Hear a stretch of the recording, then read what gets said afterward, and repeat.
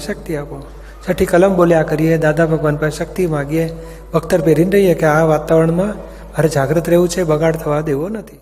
બ્રહ્મચર્ય એ રિલેટિવ હોવા છતાં રિયલ પક્ષની વાત છે. એટલે બ્રહ્મચર્ય સારી વસ્તુ છે.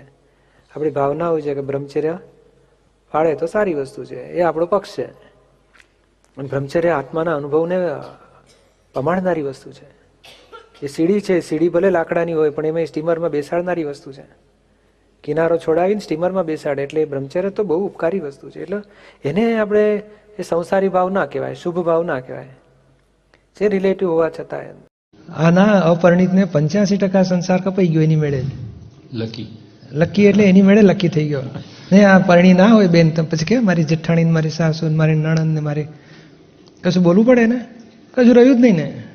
કેટલું બધું કપાઈ ગયું, આખું સાસરિયું કપાઈ ગયું. અને પિયર જેવું પાછું